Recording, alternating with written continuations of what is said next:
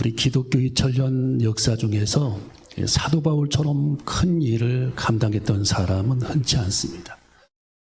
예수님의 제자들도 물론 큰 일을 감당을 했지만 예수님의 제자 그 누구보다도 혹독하게 하나님의 일을 감당하고 로마와 소아시아 그리고 유대인들에게 하나님의 복음을 전했던 이 사도 바울은 오늘 아그리빠 왕이라고 하는 헤롯 왕 2세, 헤롯 왕 2세가 아그리빠인데 이 아그리빠 왕에게 붙잡혀서 하나님의 복음을 전할 기회가 주어졌기 때문에 왕에게 하나님의 복음을 전하고 있는 그런 내용이 오늘 여기 성경에 기록이 되어 있습니다.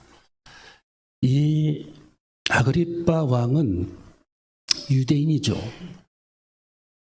자기 아버지와 할아버지가 왕이었지만 자기도 왕위를 물려받아서 사도 바울을 잡아서 그 앞에서 할 얘기 있으면 해봐라, 변론할 그런 기회를 줘서 이 사도 바울의 그 짧은 시간에 왕에게 하나님의 복음을 전하고 있는 그런 장면입니다. 여러분, 사도 바울은 다메섹에 가는 그런 도중에 우리 예수님을 만났던 그런 사건에 대해서 이 사도 바울이 아그리빠 왕에게 전하고 있습니다. 여러분, 모든 위대한 큰 일의 배후에는 하나님을 만났던 그런 사건들이 사람들에게 있었는데 역시 사도 바울도 위대한 하나님의 큰 일을 하게 된 그 배후에는 다메섹에 가는 도중에 대낮에 강렬한 빛을 그가 받게 되고 그 빛이 얼마나 강렬했던지 눈이 멀어버립니다. 몸이 탈 정도로 강력한 그런 빛과 함께 우리 예수님께서 공중에 나타나셔서 이 사도 바울에게 엄청난 하나님의 음성으로 그렇게 말씀을 전합니다. 나는 너를 택했다.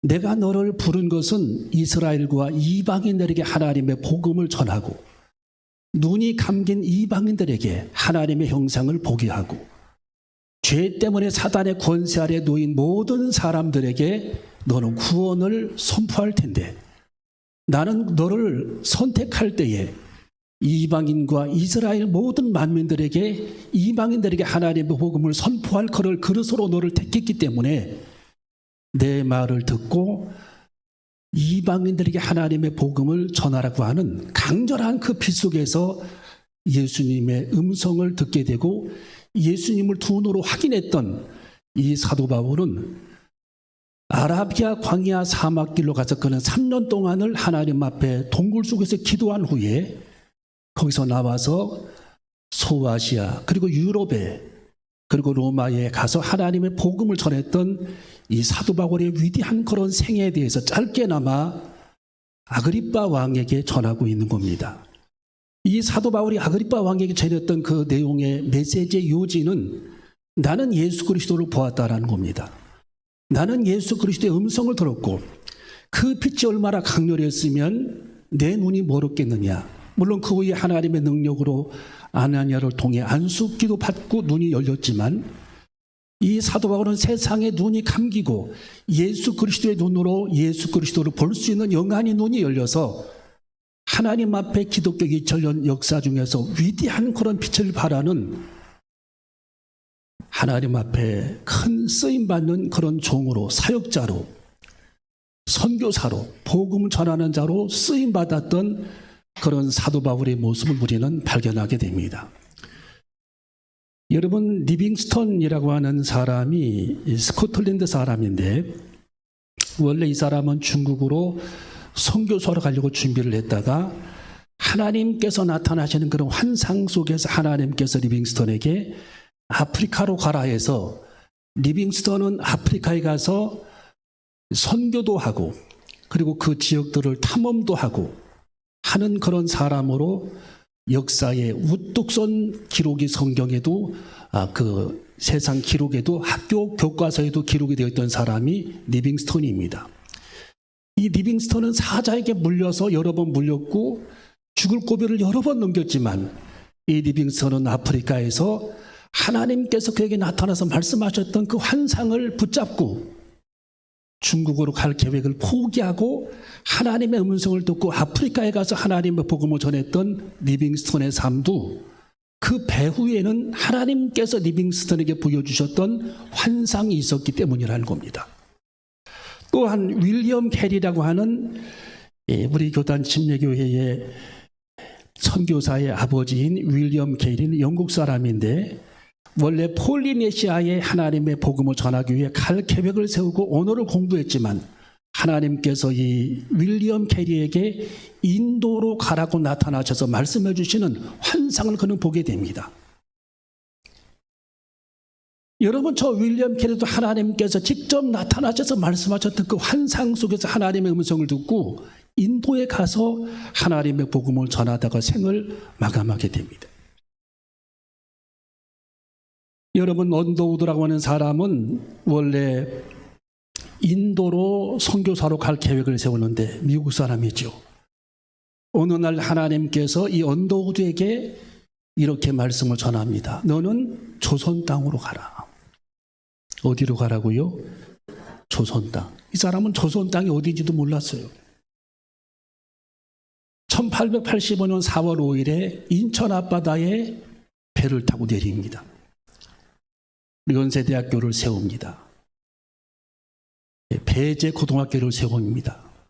많은 병원을 짓고 설립합니다. 서울에 생문안교회를 세웠습니다. 하나님께서 이 언더우드라고 하는 사람에게 인도를 갈 계획을 포기하고 조선 땅에 가라고 말씀하신 이유는 우리 하나님께서 이 조선을 사랑하시고 한국 사람들을 사랑하시고 장차 한국 사람들이 전 세계에 퍼져 하나님의 복음을 전할 세계에 두 번째로 많은 그런 선교사도를 파송할 수 있는 그런 나라, 그 위대한 그런 선한 그런 민족을 하나님께서 기억하시고 언더우드를 한국 땅에 보내셨던 하나님의 섭리와 계획 속에 그가 전했던 복음이 전파되어서 우리에게까지 하나님의 복음이 증거되어 여러분이 지금 여기에 앉아있고 하나님을 섬기고 있다는 사실을 우리는 기억해야 할 줄로 믿습니다. 여러분, 모세는 하나님 앞에 양떼들에게 풀을 먹이다가 하나님의 음성을 듣고 불꽃 가운데에 나타나셔서 직접 하나님께서 모세에게 말씀해 주십니다. 에집트에서 종살이한 내 백성을 너는 이끌어내라. 그들을 탈출시켜라. 하면서 하나님께서 모세를 부르시어 그 일을 감당하게 하셨고 모세는 40년간 이스라엘 백성들을 광야에서 그는 이끌어내시고 하나님 말씀으로 훈련시키고 지금의 이스라엘 나라의 모태로 신앙을 성장하게 했던 그런 영도자 모세의 모습도 그 위대한 그런 삶의 배후에는 하나님의 돌보심과 하나님의 나타나심 그리고 하나님께서 말씀하셨던 그 엄청난 그런 역사들을 우리의 선조들, 선지자들, 그리고 선교사들, 그리고 모세, 윌리엄 캐리, 언더우드 목사님, 그리고 슈바이처까지 우리 하나님께서 그의 귀에 그들의 눈에 나타나셔서 하나님의 음성을 들려주시고 말씀하셨던 그 장면은 우연이 된 거 아니라 하나님께서 그 배후에 역사하셔서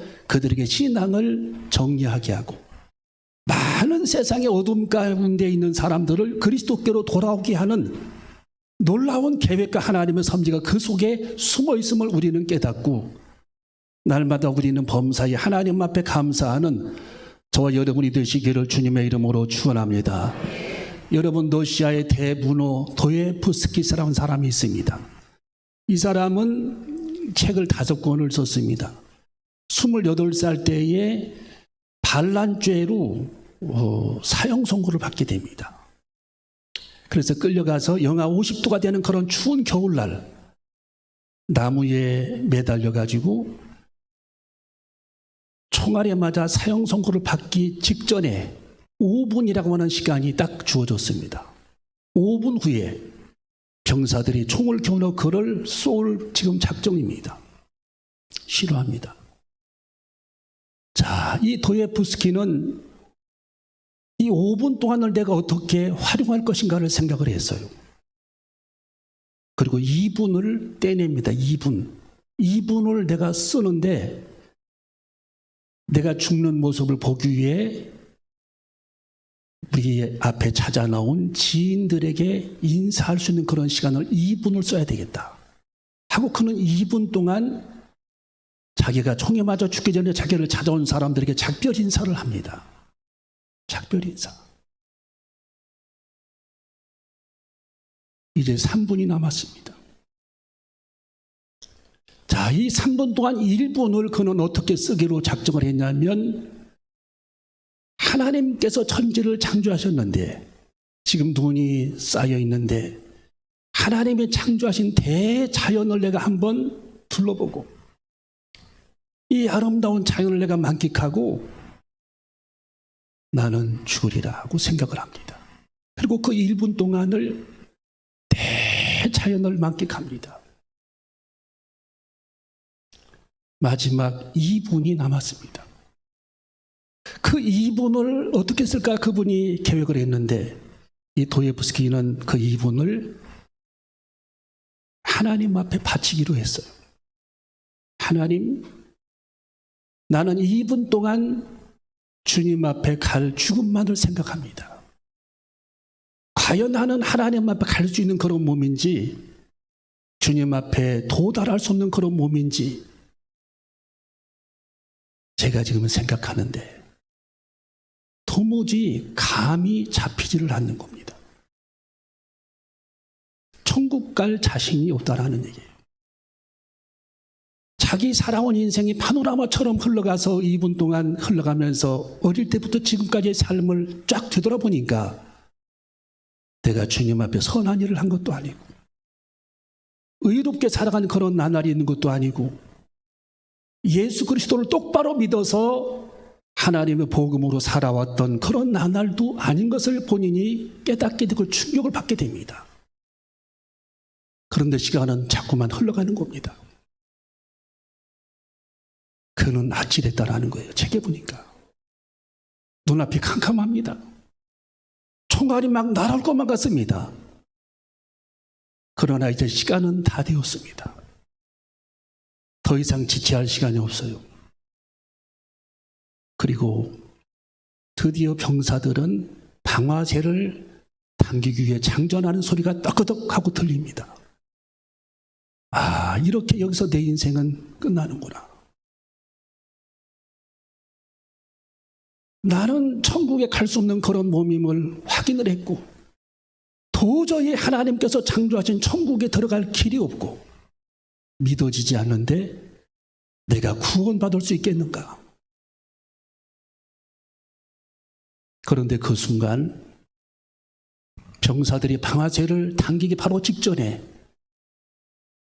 한 병사가 헐레벌떡 뛰어오면서 황제의 명령이니 이 도예프스키를 살려라. 그 장교는 그렇게 전가를 내립니다. 그는 장교였어요. 황제의 명령이니 이 도예프스키를 살려라. 그래서 병사들은 총을 내려놓습니다. 그러면서 황제는 이렇게 명령했다. 이 도예프스키를 시베리아로 유배를 보내기를 원한다. 해가지고 이 도예프스키가 살아서 시베리아로 유배를 떠나게 됩니다. 거기서 그는 32년을 더 살아갑니다.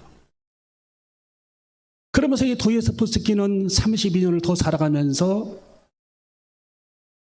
거기서 어떤 생각을 했느냐. 야, 내가 죽음 직전에 내가 천신만고 끝에 살아났는데 나머지 그 죽음 직전에 2분 동안 나는 하나님을 생각했고 천국을 생각했고 지옥을 생각했는데 천국에 갈 자신이 없던 나는 32년이라고 하는 시간을 벌었으니 이제 나는 영생을 준비하리라 그랬어요. 영생을 준비하리라. 1초 1초로 그는 아끼기 시작합니다. 1시간도 그는 헛된 시간을 보내지 않았습니다. 성경을 읽고 하나님 앞에 기도했어요. 그리고 집필을 시작합니다.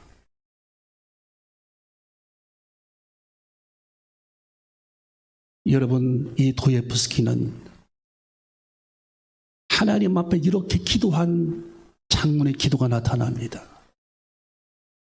내가 예수 그리스도를 믿는 믿음이 선명해지기를 원합니다.